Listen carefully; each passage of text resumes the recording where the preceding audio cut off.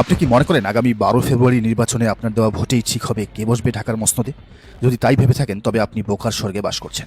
ঢাকার ক্ষমতার চাবি এখন আর ঢাকায় নেই। চাবিটা হয়তো ওয়াশিংটনের কোনো গোপন ভল্টে কিংবা দিল্লির সাউথ ব্লকে অথবা বেইজিংয়ের কোনো স্ট্র্যাটেজিক রুমে। শুনলে অবাক হবেন, আমাদের মাথার উপর দিয়ে এখন চলছে বিশ্বের শক্তিশালী দেশগুলোর ক্ষমতার খেলা। আমেরিকা কাকে চায়? জামাতকে। ভারত কেন হঠাৎ তারেক রহমানের প্রেমে পড়ল? চীন কেন জামায়াতের নেতাদের রাষ্ট্রীয় প্রোটোকল দিচ্ছে? আর পাকিস্তানের ডেপুটি প্রাইম মিনিস্টার কেন ঢাকায় এসে বৈঠক করলেন? আজকের এই মেগা ইনভেস্টিগেশনে আমরা দেখব সেই ব্লুপ্রিন্ট। আজকের পর বাংলাদেশের রাজনীতি নিয়ে আপনার ধারণা পুরোপুরি বদলে যাবে।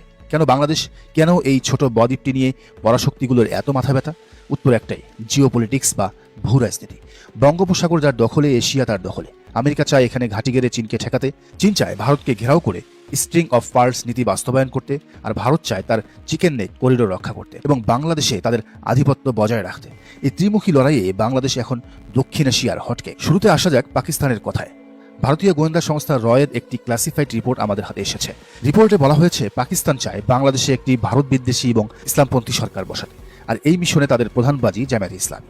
সবচেয়ে বড় বোমাটি ফাটে গত মাসে। কোনো পূর্ব ঘোষণা ছাড়াই পাকিস্তান থেকে একটি বিশেষ বিমান ঢাকায় ল্যান্ড করে। সেখান থেকে নেমে আসেন পাকিস্তানের ডেপুটি প্রাইম মিনিস্টার। তিনি বঙ্গভবনে যাননি, কালো কাচের গাড়িতে চড়ে তিনি সোজা চলে যান বাড়িধারায় জামায়াতে ইসলামীর আমিরের বাসভবনে। সেখানে 3 ঘন্টা রুদ্ধদ্বার বৈঠক হয়। কি কথা হলো সেখানে? সূত্র বলছে পাকিস্তান জামায়াতকে আনকন্ডিশনাল সাপোর্ট বা শর্তহীন সমর্থনের প্রতিশ্রুতি দিয়েছে। তারা চায় জামায়াত যেন কোনোভাবেই ভারতের সাথে আপোষ না করে। রাজনীতিতে শেষ কথা বলে কিছু নেই। ভারত যারা গত 15 বছর ধরে শেখ হাসিনাকে ক্ষমতায় টিকিয়ে রেখেছিল, তারা আজ কার দিকে জানেন? তারা বিএনপির দিকে। বিশ্বাস করতে কষ্ট হলেও সত্য, ভারতের নতুন বাজি এখন বিএনপি। কিন্তু কেন? বিএনপি তো ভারতের পছন্দের তালিকা ছিল না। দিল্লির থিঙ্ক ট্যাঙ্কের বিশ্লেষণ হলো আওয়ামী লীগ এখন মৃতখোরা, তাদের উপর বাজি ধরে লাভ নেই। অন্যদিকে জামায়াতে ইসলামী ক্ষমতায় আসলে ভারতের উত্তর পূর্বাঞ্চলীয় রাজ্যগুলোর নিরাপত্তা হুমকিতে পড়বে। তাই মন্দের ভালো বা লেসার ইভিল হিসেবে তারা বেছে নিয়েছে তারেক রহমানকে। ভারত স্পষ্ট বার্তা দিয়েছে, আমরা ইসলামপন্থী সরকারকে মেনে নেব না। বিএনপি যদি জামায়াতকে ছেড়ে দেয় তবে ভারত বিএনপিকে সমর্থন দেবে। তারেক রহমানকেই সেই ফাঁদে পা দিয়েছেন। বিএনপির সাম্প্রতিক ভারত ঘেঁষা আচরণ সেই ইঙ্গিতই দিচ্ছে। তিনি আল জাজিরাকে ইন্টারভিউ না দিলেও রয়টার্সের ভারতীয় সাংবাদিকদের ঠিকই ইন্টারভিউ দিয়েছেন সম্প্রতি, এবং সেখানে তিনি বলেছেন আওয়ামী লীগের ফেরার ব্যাপারে কোনো আপত্তি করবেন না যদি জনগণ চায়। রাশিয়া কাকে সমর্থন দিবে? রাশিয়ার সমর্থন এখন বিএনপির দিকে, কারণ রাশিয়া মনে করে বিএনপি ক্ষমতায় আসলে তারা ভারতের মাধ্যমে বাংলাদেশকে ব্রিক্স জোটে রাখতে পারবে।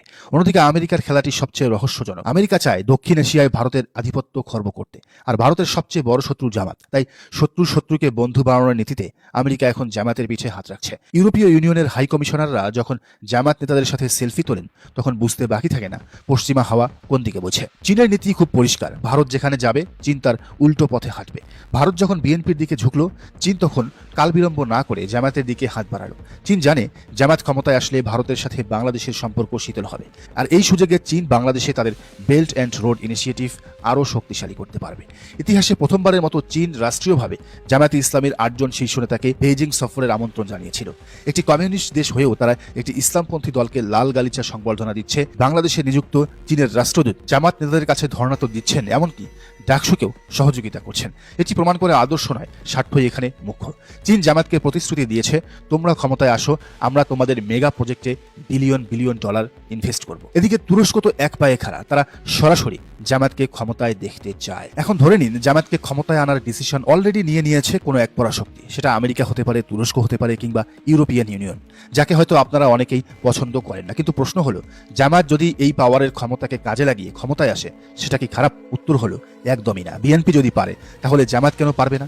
রাজনীতিতে কোনো বন্ধু নেই, শত্রু নেই, আছে শুধু স্বার্থ। আমাদের সেই বিখ্যাত সার্ফ এক্সেলের অ্যাডের কথা মনে রাখতে হবে। দাগ থেকে যদি ভালো কিছু হয়, তবে দাগই ভালো। দেশ যেখানে ডেমোক্রেসি চায়, গণতন্ত্র চায়, মানুষ যেখানে মুক্তি চায়, সেখানে আপনি যদি জেদ ধরে বসে থাকেন, ধরে বসে থাকেন যে আমি কারোর সাহায্য নেব না, একা একাই ক্ষমতায় যাব, তবে সেটা একটা ফ্যান্টাসি বা রূপকথা ছাড়া কিছুই নয়।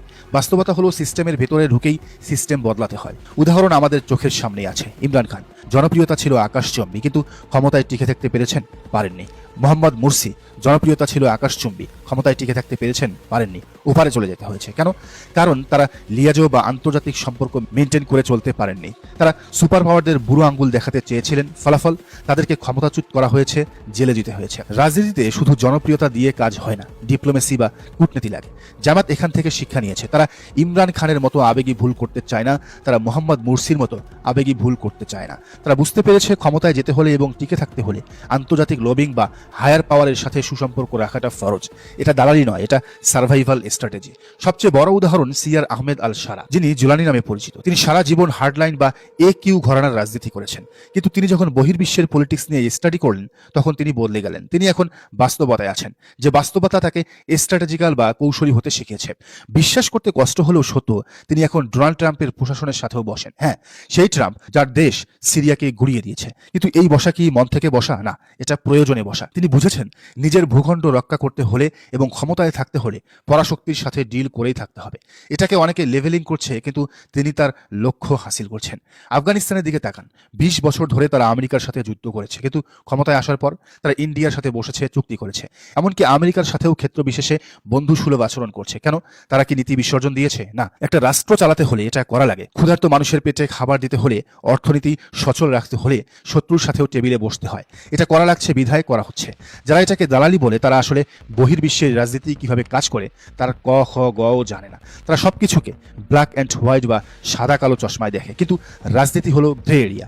যারা ধর্মের দোহাই দিয়ে এই স্ট্র্যাটেজির বিরোধিতা করেন তাদের জন্য সিরাহ থেকে উত্তর আছে। আমাদের প্রিয় নবী রাসূলুল্লাহ সাল্লাল্লাহু আলাইহি সাল্লাম কি কাফেরদের সাথে চুক্তি করেননি? হুদায়বিয়ার সন্ধি করেননি? তিনি কি কাফেরদের যেমন মুতিম বিন আদির কাছ থেকে শেল্টার নেননি? সিরাহ থেকে ইস্তিহাদ করলে দেখা যায় ইসলাম কৌশলগত অবস্থানকে নিষেধ করে না, বরং উৎসাহিত করে। বৃহত্তর স্বার্থে শত্রুর সাথে সাময়িক সমঝোতা করা সুন্নাহরই অংশ। সম্প্রতি আমিরে জামায়াতের সাথে এক বিতর্কিত পত্রিকার সম্পাদকের ছবি দেখে অনেকেই খেপেছেন। মানে ডেইলি স্টারের মাহফুজ আলমের সাথে ছবি দেখে খেপেছেন। অনেকে বলছেন জামাত কেন এদের সাথে বসবে? এটা কোনো ভালোবাসার বসা নয়, এটা হলো নিজের ন্যারেটিভ বা বক্তব্য তাদের প্ল্যাটফর্মে পৌঁছে দেওয়ার কৌশল। মিডিয়াকে পুরোপুরি শত্রু বানিয়ে আপনি ক্ষমতায় যেতে পারবেন না, তাদের ম্যানেজ করে বা নিউট্রাল করতে হবে। আমিরে জামাত সেটাই করেছেন। একটু খুব সোজাসাপটা উদাহরণ দিই। আপনি যখন ওয়াশরুমে কাজ সেরে সাবান ব্যবহার করেন তখন ক্রেডিট কি সাবানের? না, ক্রেডিট হলো হাতের। সাবান শুধু একটা টুল বা মাধ্যম। ঠিক তেমনি আমেরিকা, চীন বা ভারত হলো সেই সাবান। জামাত তাদের ব্যবহার করে যদি ক্ষমতায় আসে এবং দেশকে আবর্জনা মুক্ত করে, তবে ক্রেডিট জামাতেরই, আমেরিকার না। দিন শেষে কথা একটাই, ডাক্তার শফিকুর রহমান আসুক, যেভাবেই হোক, যাকে ব্যবহার করেই হোক, তাকে ক্ষমতায় আসতেই হবে। এটাই এনাফ।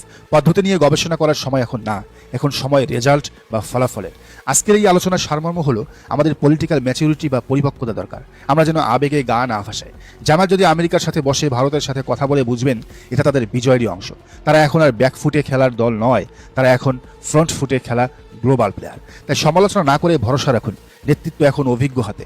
তারা জানে কোন বোতাম কখন চাপতে হয়। হায়ার পাওয়ার যদি ডিসিশন নিয়ে থাকে, তবে সেটা আমাদের জন্য সাপে বড় হয়েছে। আসুন আমরা বাস্তবতাকে মেনে নেই এবং আগামীর জন্য প্রস্তুত হই। আল্লাহ হাফেজ। দর্শক, বিষয়টিকে আপনি কিভাবে দেখছেন জানান মন্তব্যের ঘরে।